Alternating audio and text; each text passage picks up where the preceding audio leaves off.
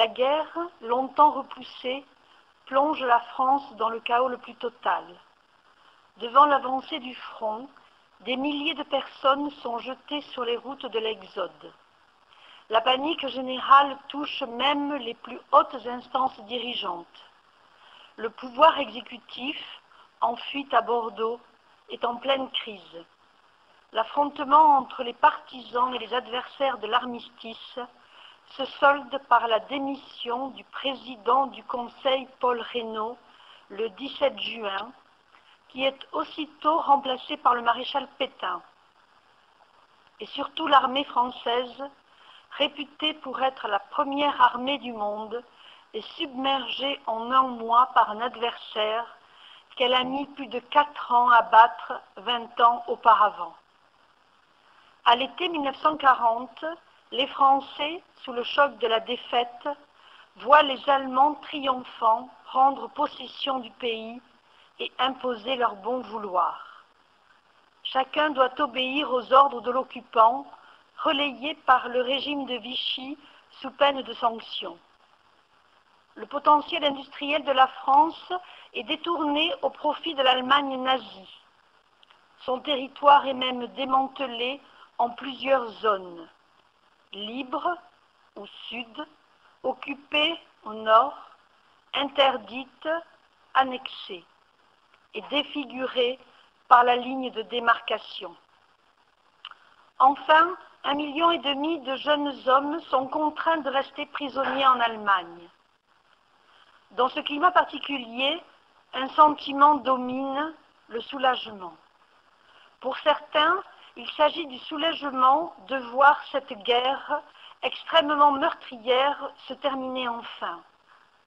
Pour d'autres, c'est de voir la fin du régime précédent, la Troisième République, accusée de tous les maux et notamment d'être la cause de ce désastre. Et pour beaucoup, c'est de voir le maréchal à la tête de l'État, la seule personne capable, selon eux, d'arranger la situation. Ceux qui refusent cet état de fait sont bien rares. Il est vrai que résister ne va pas de soi. Que faire lorsqu'on est seul, sans armes, sans moyens? Comment désobéir au maréchal dont le prestige est immense? Outre la peur à surmonter, cela suppose d'enfreindre les lois et de rompre avec la culture d'obéissance à l'État. Le préalable à toute action est de convaincre ses concitoyens qu'il peut y avoir une alternative à la résignation et à la passivité. Ainsi, la première phase de l'activité résistante se manifeste par des faits et gestes d'individus isolés. Edmond Michelet, qui rédige et distribue dans la nuit du 17 au 18 juin 1940 des tracts dans les boîtes aux lettres de sa ville de Brive. Charles de Gaulle, qui cette nuit même rédige seul la déclaration qu'il lira le lendemain sur les antennes de la BBC, ou encore Jean Moulin qui tente au même moment de se suicider dans la cave de sa préfecture de Chartres, transformée en cellule. Les exemples d'Edmond Michelet et du général de Gaulle montrent bien le réflexe d'éveiller les consciences et de fédérer autour d'eux des personnes qui partagent leur opinion et qui pourront, le cas échéant, agir le moment venu. La deuxième phase est la structuration de ces noyaux embryonnaires décidés à agir contre l'occupant. L'armistice, l'occupation, l'épuration politique, les premières mesures discriminatoires, le statut des Juifs, la collaboration, sont autant de facteurs d'indignation et de révolte qui agitent plus ou moins la conscience de chacun. La troisième phase est celle de la croissance. La loi du 16, ce qui est alors considéré comme une déportation, ces jeunes de 20, 22 ans permettent à la résistance de gagner en légitimité auprès d'une population qui ne peut et ne veut plus rester à l'écart. Si le dénominateur commun à tous ces individus est la libération du territoire, le choix des méthodes à employer pour y parvenir suscite de vifs débats. La résistance est bien loin de représenter une entité uniforme. Parmi les différentes organisations qui se mettent alors en place, deux catégories se distinguent, les réseaux et les mouvements. Les réseaux se caractérisent par une organisation quasi militaire avec une activité de propagande, par des diffusions de tracts, de renseignements, de camouflage d'armes, de sabotage, d'aide à l'évasion. Les mouvements, bien qu'étant aussi impliqués dans ces activités clandestines, ont un objectif plus vaste et plus politique, à savoir de sensibiliser et de préparer la société à mettre en place après la victoire. Les principaux mouvements de la zone non occupée ou sud sont Combat, majoritairement démocrate chrétienne, Libé Sud, majoritairement de gauche, Francs-tireurs, majoritairement de gauche. En janvier 1943, grâce à l'action de Jean Moulin, tous trois acceptent de s'associer et de se placer sous l'autorité du général de Gaulle dans ce qui devient les mouvements unis de résistance. Les principaux mouvements de la zone occupée ou nord sont l'organisation civile et militaire, d'abord plutôt de droite, mais où les socialistes deviennent majoritaires au cours de la guerre. L'IB Nord, majoritairement socialiste, ceux de la Libération, majoritairement de droite, ceux de la Résistance, apolitique, le Front National, majoritairement communiste. En janvier 1943, ces 8 mouvements du Sud et du Nord finissent par unir leurs forces militaires pour former l'armée secrète gaulliste, avant d'être intégrés au début de 1944 aux côtés de l'organisation de résistance de l'armée, également apolitique, et des francs-tireurs et partisans français communistes, dans ce qui devient la véritable armée de la résistance, les forces françaises de l'intérieur. Dans cette genèse de la résistance, le Parti communiste occupe une place à part en raison de son alignement sur l'URSS. Pour lui, la nature de cette guerre étant impérialiste, les ouvriers n'ont pas à y participer. Son slogan est « Ni Londres, ni Berlin ». En dépit de la situation, la lutte sociale doit l'emporter sur toute autre considération. L'ennemi à combattre n'est pas l'Allemagne, mais bien le régime de Vichy, présenté comme le gouvernement des trusts. La ligne du parti suit l'inflexion progressive de l'internationale. Et en 1941, avec la création du Front national de lutte pour la libération et l'indépendance de la France, avec les francs-tireurs et partisans, la lutte pour l'indépendance nationale devient primordiale. Le parti participe sur ses bases à la résistance, ce que certains de ses militants ont entrepris depuis longtemps de leur propre initiative.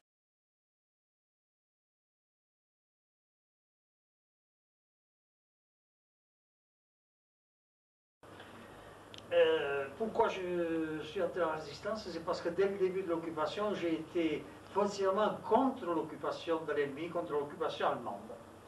Alors, je ne savais pas quoi faire, évidemment, mais dès ma rentrée au lycée de fin 40, avec deux de mes camarades que je connaissais depuis longtemps et qui j'avais toute confiance, nous avions décidé de faire quelque chose. Quoi, nous ne savions pas. Aussi tout bêtement, avec des pages de cahiers d'écoliers, que nous coupions en général en quatre, nous écrivions soit Vive de Gaulle, soit nous dessinions la croix de Lorraine, et à la sortie du lycée, tous les jours, nous glissions ces papiers-là dans des boîtes à lettres. Ça pouvait paraître enfantin, mais enfin, ça montrait que qu'il y avait quelques Français qui n'étaient pas favorables à la collaboration. Bon, puis ensuite, je me suis mis à passer la ligne de démarcation en fraude, bien entendu, route de Saint-Sever, à côté de la route de Saint-Sever. Un peu plus tard, ça c'est trop long à expliquer, mais je suis entré en relation avec M. Chary, qui était le patron de ce qu'on appelle maintenant la DDE, des ponts et chaussées, et qui, lui, voulait faire passer en zone libre des documents qui provenaient des aménagements que faisaient les Allemands au camp d'aviation. Il me passait ces documents, je traversais la ligne de démarcation avec, je les remettais à un officier, c'était un lieutenant dont le nom m'échappe complètement, qui habitait Grenade et qui commandait le poste français à côté de la ligne de démarcation. Bien, ensuite, bon, j'ai continué comme ça, et puis ensuite, le 31 mai 1942, le jour de la fête des mères, le jour officiel de la fête des mères, aux arènes de Mont-de-Marsan, quand l'harmonie municipale a joué Maréchal Nous voilà, je ne me suis pas levé alors que tout le monde s'est levé. J'ai reçu l'ordre de me lever, ordre donné par un professeur du lycée, dont je préfère ne pas citer le nom, et j'ai refusé, et au bout d'une certaine discussion, j'ai fini par lui dire que je ne connaissais qu'un seul hymne national, c'était la Marseillaise, que je ne connaissais pas du tout le maréchal Nous voilà et que je me refusais à me lever. Il m'a dit que je le payais très cher. Effectivement, dès le lendemain, il faisait réunir le conseil de discipline du lycée et on m'a mis à la porte du lycée pour mener une action gaulliste et communiste par-il. Bon, de toute façon, je ne faisais pas de politique, donc ça ne jouait pas. Mis à la porte du lycée, je suis parti à Bordeaux continuer les études. C'est M. Chary qui m'avait donné un point de chute à Bordeaux où j'ai pu entrer en relation avec un réseau, dont j'ignorais totalement le nom bien sûr. Et ce réseau, j'ai fait en quelque sorte l'agent de liaison, c'était pas bien important, mais enfin, c'est ce que je faisais. À deux reprises, j'ai porté une petite valise, on m'a dit après que c'était un poste émetteur-récepteur. C'était à coup sûr vrai. Puis je portais des documents d'endroit. Le groupe de résistance de Soustons a été créé à l'initiative de Josette Lassalle, qui nous a rattachés à Libé-Nord le 15 août 1941. Josette Lassalle habitait Bordeaux, mais elle venait fréquemment à Soustons chez sa tante Marthe Lassalle, qui était la sœur de l'ancien député des Landes et ministre de la Troisième République, qui lui-même était volontaire en 1914-18 d'abord, et puis en 1939 pour combattre les Allemands. Il a été tué à la guerre de 1939 lors de l'invasion des Ardennes, lors du passage des Ardennes. Il a été tué rivé à sa mitrailleuse. Il était reparti, quoique député et ministre, il était reparti comme simple soldat. Bon, dans la famille, c'était donc une tradition qui voulait que la patrie soit toujours au-dessus de tout. Josette Lassalle me demanda un jour de bien vouloir l'aider dans la lutte contre les Allemands, car elle connaissait mes idées à ce sujet. Un jour, en partant à Vieux-Boucau, elle me dit « Voilà, Jean, je vais vous donner rendez-vous pour le 15 août avec une autre personne que je vous présenterai à ce moment-là, sur la plage de Vieux-Boucau. » Effectivement, le 15 août, je rencontrai à Vieux-Boucau une personne que je ne connaissais pas, mais beaucoup plus âgée que moi, et que Josette Lassalle me présenta comme étant Joseph Doucy de Magescq.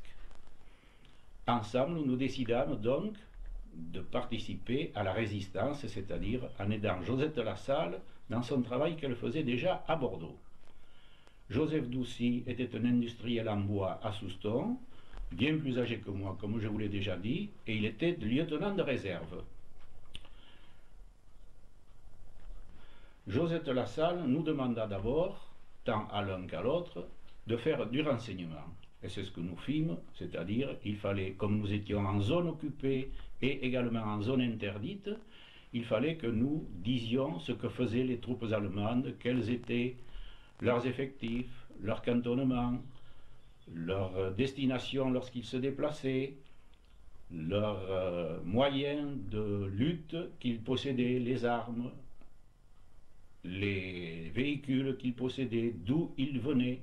Tout cela était relativement facile car il nous suffisait de regarder exactement ce qu'elles étaient sur leurs écussons ou sur leurs moyens de distinction, d'où ils venaient, ce qu'ils faisaient, et quelquefois on se permettait chez l'habitant, où il y avait des gens, des soldats allemands qui étaient logés, on pouvait se permettre de leur poser quelques questions qui semblaient fort anodines, mais qui quand même nous donnaient de bons renseignements.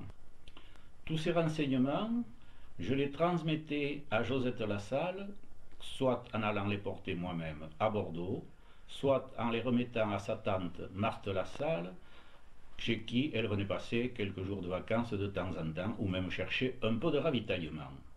Elle-même transmettait soit par un radio qu'elle avait à sa disposition, soit par courrier qu'elle envoyait par la valise, enfin par les pays neutres, qui traversaient la frontière, soit en Espagne ou au Portugal, qu'elle envoyait à Londres directement.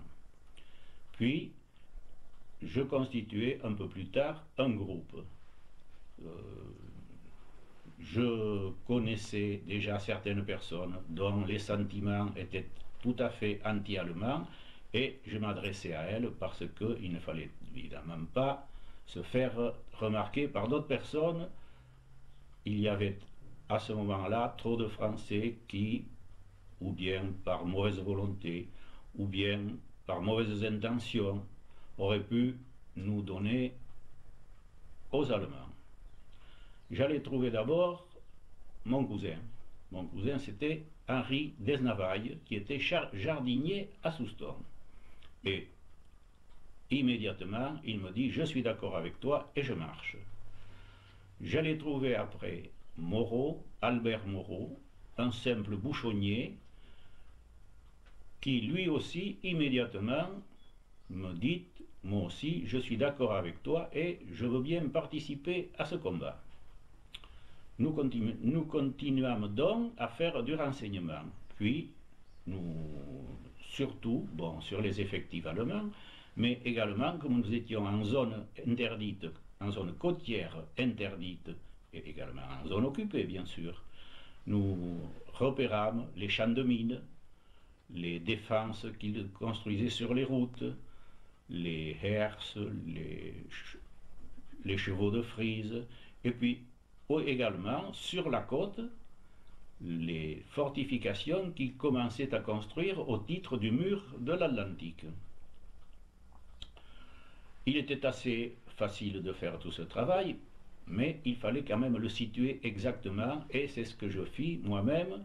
Je contactai également Louis Lavielle, un limonadier, un fabricant de limonade, et également, il était également bouchonnier, qui lui aussi, bien volontiers, se mit à ma disposition.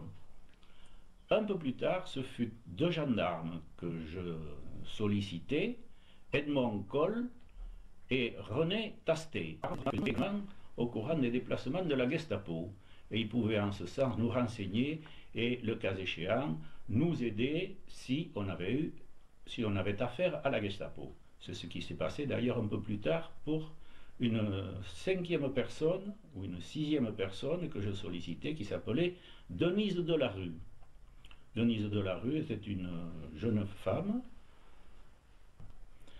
Alors là aussi nous continuâmes à faire du renseignement que je transmettais régulièrement à Bordeaux. Bien évidemment, j'étais toujours en contact avec Joseph Doucy, chez qui j'allais lui porter les renseignements qu'il pouvait transmettre également à Bordeaux. Et puis, au bout de quelque temps, ce fut Denise Delarue qui assura la liaison avec Joseph Doucy. Même à Magescq, un groupe qui comprenait mon ami Joseph Laouze, Gaston Lalanne, Joseph Laouz était de mon âge. Gaston Lalanne, qui était déjà plus âgé que nous, car c'était un ancien combattant de 14-18. Et il avait avec lui également l'abbé Lalanne, ancien professeur ou professeur au lycée Cendrillon, et il était en contact avec Camille Labatte, un jeune avocat à l'époque, un jeune avocat de Dax. Tout cela dura jusque vers 1943. À ce moment-là,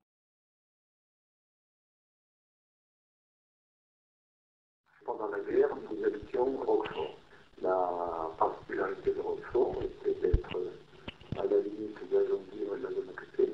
C'est ce que je vais vous relater un petit peu, c'est ce que j'ai pu voir à l'âge de 4, 5 ans dans ma famille, au niveau de l'aide que pouvaient apporter certaines personnes aux gens qui avaient besoin d'échapper aux Allemands. Nous avons constaté, ma sœur et moi, que lorsque nous étions dans notre maison de Roquefort, de temps en temps, ma mère se rendait à la papeterie de Roquefort pour porter gamelle à mon père, et elle revenait toujours accompagnée d'un ou deux cousins qui passaient la soirée à la maison et qui, le lendemain, n'étaient jamais là. Donc, il y a une explication à tout cela, c'est que nous nous trouvions sur un réseau de passage de la ligne de démarcation et du pont de Roquefort qui permettait à des personnes qui voulaient échapper, comme je l'ai dit facilement dit, qui voulaient échapper, de bénéficier de l'aide civile. C'est un réseau qui fonctionnait de Bordeaux, Bazas, Captieux, Roquefort, et ensuite passé par Jaune, Agetmont, Orthez et les Pyrénées. Il a fonctionné de manière extraordinaire, puisque a priori il n'a jamais été décelé par les Allemands. Il a permis le passage d'enfants, d'étrangers, de juifs principalement, et de pilotes anglais et américains, et de personnes de résistants qui désiraient utiliser cette filière pour échapper à tout contrôle, principalement sur la ligne de démarcation ou sur le pont de Roquefort. Ces enfants, lorsqu'ils arrivaient le soir à la maison, dînaient avec nous, et ensuite, lorsque nous allions nous coucher, ils dormaient sur un divan, et la nuit, mon père les prenait avec lui, descendait par le petit jardin qui était derrière la maison, le long de la rivière, et remontait sur Sarrazan par la route du Pont. Et en fait, après Sarrazan, nous nous trouvions en zone libre jusqu'en 1942, et ensuite, quand toute la France a été occupée, ils étaient pris en main par d'autres personnes qui les conduisaient dans le sud, toujours en direction des Pyrénées. Cela a fonctionné pendant toute la guerre. Ma mère, avec ses petits cousins, était tout à fait à l'aise vis-à-vis des sentinelles qui contrôlaient le pont, pour la bonne raison, c'est qu'elle passait assez souvent avec nous. Mon père passait matin et soir, donc nous étions connus. Et de plus, le hasard voulait que tout le premier étage de notre maison et le deuxième étage étaient occupés par 8 soldats allemands qui souvent étaient les sentinelles du pont. Donc, c'était des gens qui nous voyaient, c'était des militaires qui nous voyaient tous les jours. Et j'ai le souvenir qu'ils nous appelaient par nos prénoms. Il n'y avait pas de difficulté particulière. Donc, le passage de ce contrôle de pont se faisait tout à fait simplement et naturellement, sans qu'il y ait jamais eu le moindre problème.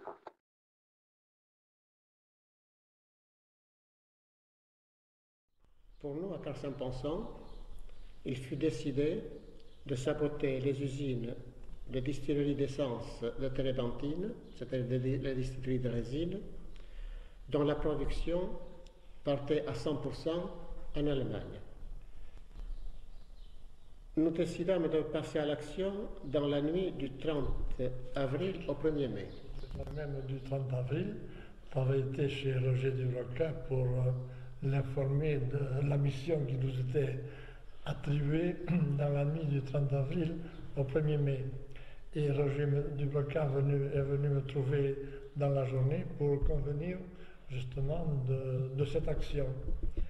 Et avant le soir, avant la nuit, nous sommes passés, comme ni l'un ni l'autre ne connaissions l'usine Navarre de Tartas, nous sommes passés chez Cabanes Fernand au Pinton pour lui demander le lieu de cette usine. Et de là, nous avons convenu, Roger Dubroca et moi-même, que j'irais à ta rencontre pour nous dire l'heure que tu avais fixée pour la mise à feu des deux usines en même temps. Je sais que j'avais été désigné moi-même, comme à ce moment-là il était interdit d'avoir des lumières au vélo, je suis parti dans l'obscurité et il était convenu que toi, tu sifflerais et que c'est à ce moment-là que je m'arrêterais lorsque j'entendrais le coup de sifflet. Et c'est donc sur la route de Tartas à Saint-Ponson que je t'ai rencontré, que j'ai entendu quelqu'un qui sifflait, je me suis arrêté, tu t'es arrêté toi-même et c'est là que tu m'as fixé l'heure à laquelle nous devions mettre le feu à l'usine de Tartas, du fait que cette même heure avait été convenue avec le groupe de Saint-Ponson. Et je sais que l'horaire avait été fixé à 11h30 de la nuit. Alors, revenant rejoindre Roger Dubroca, nous avons attendu qu'il fasse bien noir et nous avons été à la recherche de cette usine puisque nous ignorions totalement le lieu. Et là, nous avons donc rencontré cette usine à Ambafon. Et là, naturellement, nous avons pris les précautions pour savoir si quelqu'un gardait cette usine, parce que nous ignorions donc si elle était gardée ou pas. Et là, nous sommes arrivés à l'usine même, et celle-ci était fermée avec une porte métallique. Et les instructions que tu nous avais données étaient la suivante. Nous devions mettre avec un chiffon imbibé d'alcool le feu à l'entrée du tuyau qui sortait à l'extérieur et le feu devant gagner petit à petit les chaudières. Seulement là, quand nous sommes arrivés sur place, nous avons constaté que la porte métallique avait 30 ou 40 cm plus haut que le sol, qui était cimenté. Alors Roger Dubroca, qui était mince, qui me dit « Bon, mais je vais essayer de passer dessous pour rentrer ». Et c'est là que, sans beaucoup de difficultés, il a à ce moment-là, nous étions. Alors là, nous avons trouvé un grand marteau, je me rappelle. C'est moi qui ai pris le marteau. Je me suis mis contre la cheminée qu'il y avait à l'extérieur, une cheminée. Et là, Roger Dubroca a dit, mais je vais faire le tour de l'usine pour me rendre compte de ce qui se passe. Et là, bien sûr, est passé à ce moment-là, quand moi j'étais, parce que là, ma mission était de me rendre compte si quelqu'un était en surveillance, et là, si quelqu'un était venu, il risquait fort, il risquait beaucoup, parce que j'étais prêt à l'assommer avec le marteau que j'avais à la main, du fait que nous risquions gros de nous-mêmes. Et je me rappelle qu'il est passé à ce moment-là un chien noir, un grand chien, il n'a rien dit, et voilà, puis Roger est arrivé pour me dire que maintenant il avait inspecté l'intérieur de l'usine et que nous pouvions donc nous pénétrer là-dedans pour nous rendre compte comment nous allions procéder pour assumer notre mission. Je me rappelle que nous avions monté un escalier de mètre 50, je ne me rappelle plus, et là, nous avions aperçu deux grandes chaudières, les couvercles de ces deux chaudières, de façon à jeter le chiffon imbibé d'essence dans la chaudière Oui. pour prendre contact avec la résine. C'était en ébullition. Voilà, en ébullition. Alors tu ajoutes toi s'il faut quelque chose. Et alors là, pour attendre les 11h30, horaire qui avait été fixé pour mettre le feu. Alors je sais que nous avons aperçu à quelques mètres de l'usine un bâtiment. Nous y sommes rentrés et alors là, je me rappelle que nous y avons trouvé des bureaux avec un tas de paperasses qui étaient vraisemblablement du bureau de l'usine là qu'occupaient les Allemands. Et je me rappelle que nous avions récupéré l'essentiel de ces papiers, de ces documents. Nous les avons amenés à l'usine pour les jeter donc dans les chaudières et mettre le feu. Alors voilà, ce que j'oubliais à dire, c'est que lorsque nous sommes rentrés, on s'est aperçu qu'il y avait un moteur, marque Bernard, à essence. Alors, nous avons décidé d'imbiber convenablement les chiffons avec cette essence. Nous avons ouvert donc le robinet au moteur qui a coulé sur les chiffons. Et à ce moment-là, nous étions fin prêts, sauf que nous avons été chercher une barre pour pouvoir jeter le chiffon imbibé d'essence et allumé au moment voulu dans la chaudière. Est arrivée l'heure indiquée, c'est-à-dire 11h30, mais là j'avoue que j'ignore, et peut-être tu vas nous le dire, que j'ignore si c'était 11h30 solaire ou 11h30 allemande. Ça, je vais me faire ça, peu importe.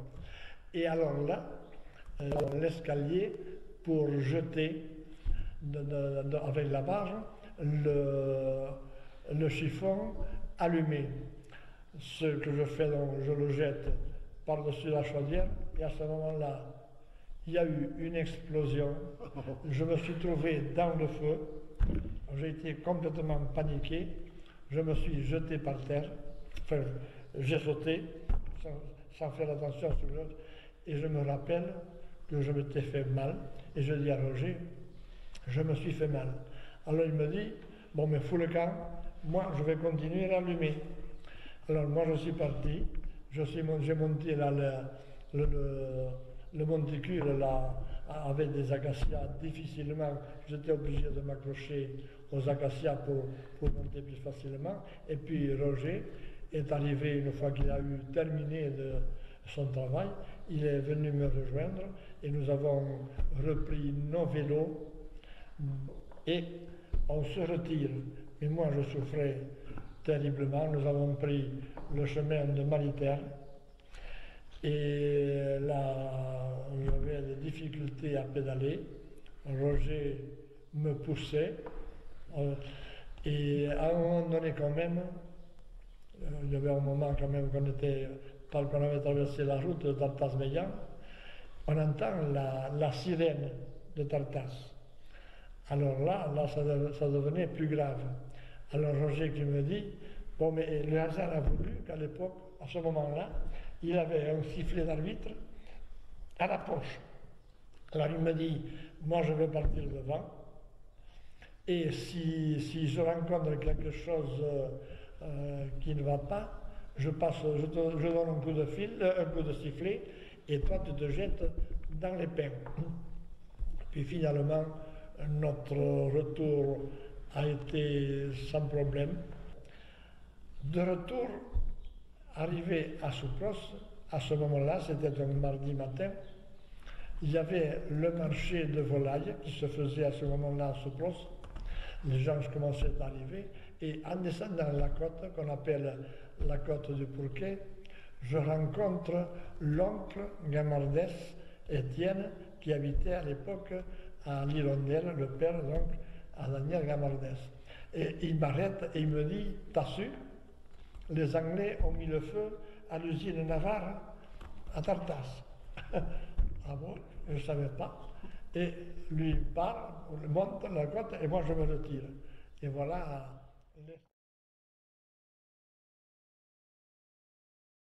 Ce groupe de résistance de Mugron est né sous l'impulsion et la responsabilité de René Soublier, de Lassab Marius, de Jules Batz et de Gaston Soir, dès mars 1943.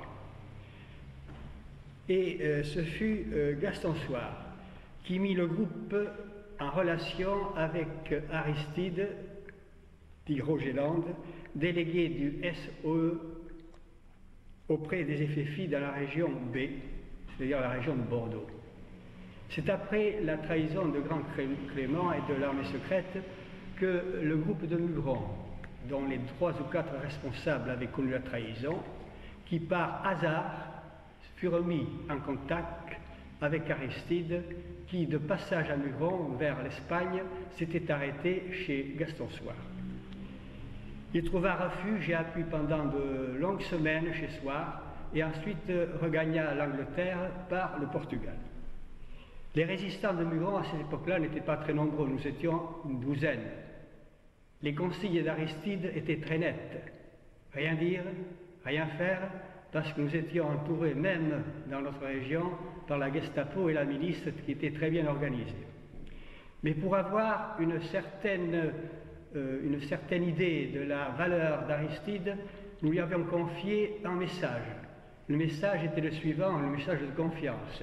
Si on écoute, si on entend en février 1944 le message suivant, les violettes seront fanées dans 15 jours, c'est qu'Aristide était vraiment un délégué du War Office. Et ce fut en effet vers le 20 février 1944, au quartier du Parisien à Mugron, que tous les trois nous avons entendu ce message. Puis, ce message assuré, il fallait assurer la distribution des armes, dont un parachutage. Aristide nous le promit vers le mois de mars 1944. Il fallut faire très attention parce que déjà, il y a eu quelques trahisons, on sentait que la Gestapo avait eu vent de quelque chose. Et début avril 1944, le message qui nous confiait le parachutage fut entendu à la radio fin mars 1944. Le chien est mon ami. Ce message avait été choisi par Lassab Marius, qui était un chasseur et un ami des chiens. Voilà comment nous avons eu ce message-là. Mais les difficultés qu'éprouvait Aristide à Londres de parachuter dans la Sud-Ouest des armes après la trahison de Grand Clément fait que ce ne fut qu'au mois de mai 1944, fin avril du mois de mai 1944, que nous reçûmes le deuxième message, le chien est mon ami. Cela signifiait que deux soirs même, il fallait se rendre au terrain de parachutage qui se trouvait à Lourquel. Premier essai infructueux. L'avion avait confondu évidemment la vallée du Lutz et la vallée du l'Œil de France. Deuxième essai, fin avril. Deuxième échec, l'avion n'a pas pu franchir la ligne de feu qui se trouvait sur les côtes landaises, ou plutôt girondines. Et enfin, c'est le 8 mai 1944 que 12 camarades, dont j'étais, furent animés par un enthousiasme presque délirant quand on a vu l'avion et quand cet avion nous a parachuté les armes que nous attendions. Puis pendant un mois, toujours dans la clandestinité, et malgré les efforts de la milice qui déjà avait arrêté des Mugronnais et même des gens de la région, peut-être de Soupros, j'en sais rien, mais je sais bien qu'il y en avait eu à Pauillac arrêté parce que les Allemands ne savaient pas exactement où avait eu lieu le parachutage. Nous mîmes pendant un mois la nuit, les armes à proximité des groupes que nous voulons former, et dès les jours d'alerte, les premiers jours d'alerte, le 1er juin, nous décidâmes avec René Soubegné d'alerter tous les camarades avec qui nous avions pris contact pour le jour J. Et c'est ainsi que, à Lourquen, dans la vallée du Lousse, dans une petite forêt, nous fûmes le 6 juin 85 à 87 personnes de 16 à 60 ans réunies. Et c'est à ce moment-là que les sabotages commencèrent. On coupa les lignes de communication, on coupa les routes, on essaya d'arrêter les gens que l'on soupçonnait d'être d'accord avec l'ennemi, mais hélas, il y eut une difficulté que nous n'avions pas prévue, c'était le ravitaillement de 85 personnes, presque toutes jeunes, dans la maquis. C'est alors que nous décidâmes de nous diviser en 4 groupes. Un groupe à la Coppenne, un autre sur Oriette, un autre resté sur place à cause des armes qui étaient entreposées, et un autre enfin fut dirigé à Soupros. Et c'est là justement que monsieur et madame Duroux furent évidemment des gens remarquables, parce que malgré les difficultés et les dangers qui les menaçaient, pendant plusieurs jours, ravitaillèrent sans faiblir les hommes qui étaient là.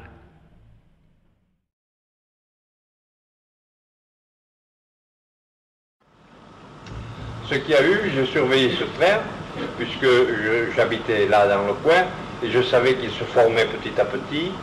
Je me suis procuré les explosifs. Et quand je suis arrivé à la gare un soir à 6 heures, j'ai vu écrit sur le tableau de départ des trains, train de munitions pour Rennes, départ 21 heures. J'avais bien les explosifs, mais c'était 6 heures du soir, et à 9 heures, le train partait. Et je vous assure que j'ai été bien embarrassé, parce que rien n'était prévu pour essayer de stopper ce train plus loin, vers Rion, vers Bordeaux. Rien n'avait été prévu. J'étais là, seul responsable du sabotage de ce train. Alors je suis allé dans les bois de terre de la gare de la Luc, et j'ai préparé mes explosifs, 2 boules de plastique. J'ai mis les crayons à l'intérieur en n'oubliant pas d'enlever les goupilles. Parce que si on n'avait pas la goupille, combien de 6 heures alors? Des crayons de 2 heures. 2 heures, oui. Des crayons de 2 heures. Et j'ai mis ça dans... Des crayons retardateurs de l'explosion. Ce sont des crayons. Alors ces crayons, je peux vous expliquer comment ça marche. C'est un détonateur qui met le feu au plastique. Et le détonateur est retenu par un ressort. Alors, quand vous écrasez le crayon, vous libérez un acide. Et l'acide ronge ce ressort en cuivre qui est plus ou moins gros, il explose avec plus ou moins de retard. Suivant la température. Il peut oui, et comme je portais ça sur le dos, ils ont explosé 1h30, et heureusement qu'il n'y en avait aucun de défectueux, parce que j'ai été obligé de les garder longtemps avec moi, j'ai pas pu m'approcher du train tout de suite, j'ai été les garder et on aurait pu me ramasser avec une cueillère à café, vous savez. J'ai pas pensé à tout ça. Bon, dans les water, j'écrase mes explosifs, je me prépare, la musette derrière le dos, j'ai un vieux chapeau de feutre, pour ceux qui disent que j'étais habillé en cheminot, un vieux chapeau de feutre parce que je travaillais, j'étais requis pour travailler sur les bois, et j'avais un vieux chapeau mou, j'avais une veste foncée et un pantalon kaki. Vous voyez la tenue de cheminot en question, avec mon chapeau de feutre. Je vous dirai tout à l'heure que les Allemands m'ont vu, bien sûr. Vous allez voir que ce chapeau de feutre, il a porté tort à mon voisin. Vous me ferez penser tout à l'heure. Bon, alors, je me mets au milieu des voyageurs, parce qu'il y avait un train qui venait de Bordeaux, et il y avait un autre train qui partait sur Dax. Alors, je me mets au milieu des voyageurs, il y avait foule.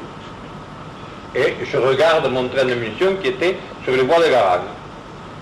Alors je m'aperçois qu'il y avait une sentinelle qui, au bout du train, faisait un aller-retour, comme ça, au bout du train. Et il faisait ce mouvement de métronome, mais alors il le faisait, il l'a fait pendant une demi-heure ou comme ça. Alors, à un moment donné, le type, au lieu de revenir en arrière, il a continué à marcher. Oh, je dis, mince. Vous savez, j'étais tenu, le train foutait le 49 heures. J'ai dit, merde, c'est le moment. Allez, j'ai enjambé les 2 ou 3 voies qu'il y avait, j'ai quitté les gens qui étaient là, je suis parti. Et pendant que l'Allemand partait de ce côté-ci du train, je suis passé de l'autre côté du train, je voyais ses jambes par-dessous les wagons. Bon, le premier wagon était fermé, le deuxième était ouvert. Alors j'ai fini de deux, j'ai monté sur le marchepied et j'ai mis un explosif dans le wagon qui était ouvert. Il me restait une deuxième bombe. Alors j'ai dit en cas que ça rate, je regarde et 5 wagons plus loin, il y en avait un autre qui était ouvert. Et je regarde les jambes de mon Allemand qui continuent à marcher parce que quand la bombe est tombée sur les caisses ou je ne sais pas ce qu'il y avait, ça fait poum. Alors, ben, il a continué à marcher, moi j'ai mis ma bombe et je me suis écarté du train. J'ai sauté du train. J'étais à 2 mètres du train, j'avais 3 Allemands en face. Parce qu'il y avait 4 sentinelles, moi je ne savais pas. Alors pendant que l'un faisait son circuit d'un bout du train, les autres ils faisaient le circuit de l'autre bout, puis ils se faisaient cucu, puis ils allaient se faire bonjour de l'autre côté, puis ils faisaient ça, et moi je ne savais pas. Je n'avais vu que celui-là. Hop. Alors je suis à 2 mètres du train, 3 sentinelles qui arrivaient vers moi, 2 qui parlaient entre elles. Mais le troisième, il me fixait, il me regardait, il chatouillait sa chose de... Moi j'ai pas bougé, j'ai regardé par terre comme si j'avais perdu quelque chose.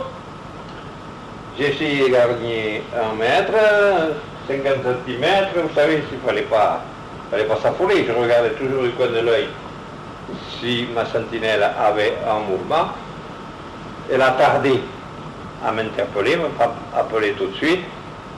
J'ai eu un passage entre une pile de traverse qu'il y avait et de la ferraille, je suis passé entre les deux, rien ne s'est passé, je me suis éloigné et j'ai réussi à quitter les lieux comme ça. Vous voyez comment s'est fait mon sabotage. Je pensais que les sentinelles n'avaient rien dit parce que c'était de leur faute si le train était saboté. Elles ont parlé, bien sûr. Elles ont dit qu'elles avaient vu un mec avec un chapeau mou et comme ça. Et je l'ai su plus tard. J'ai su que M. Bourdins, qui habite l'hôtel Terminus à la gare de la Luc, est parti le lendemain au boulot avec un chapeau de feutre, je du mien, et habillé à peu près comme moi. Il a été attaqué par les 3 types de la Gestapo. Ils l'ont interrogé et amené chez lui. Il s'est défendu comme un diable. Sa femme s'en est mêlée, heureusement, parce que c'est une maîtresse femme. Et il avait chez lui, ce gars-là, 10 Allemands en pension à l'hôtel Terminus. Il vivait là, était réquisitionné. Alors, la bonne femme dit, comment, mais vous ne croyez pas que Roger, il a fait ça quand même, mais vous n'avez rien à dire, vous, il a secoué les Allemands à tel point que je dis, non, c'est pas lui, bon, c'est passé comme ça. Vous voyez que le costume, le déguisement de cheminot, il a failli coûter cher à mon ami Roger Bourdin de la gare. J'ai pu revenir dans le courant de la nuit quand même, parce qu'étant requis pour travailler sur les voies ferrées, je ne voulais pas qu'on me trouve de manque le lendemain. Ils auraient tout de suite fait la liaison, il y a eu ça, et puis il est parti, c'est peut-être lui, alors bon, et alors je m'en suis vu pour traverser la voie ferrée. Il y avait des débris dans la nuit, je voyais rien, mais il y avait de la ferraille partout en travers. Ça a été terrible, quoi, comme destruction. Mais il n'y a pas eu de victimes civiles. Et il n'y a pas eu de victimes, tout le monde a eu le temps de rejoindre les abris. Parce qu'effectivement, le chef de gare à qui j'ai parlé, dès la première explosion, s'est avancé près du wagon. Et alors il a vu la toiture du wagon, c'était tombé dans un wagon de poudre, c'est pour ça que le vasistat était ouvert. L'explosif est tombé dans un wagon de poudre. Alors le toit du wagon, il m'a dit, il est parti en l'air, le toit comme ça, et les côtés du wagon se sont écartés avec la chaleur. Il m'a dit, je ne suis pas resté là, je suis Voilà donc comment ça a été réussi.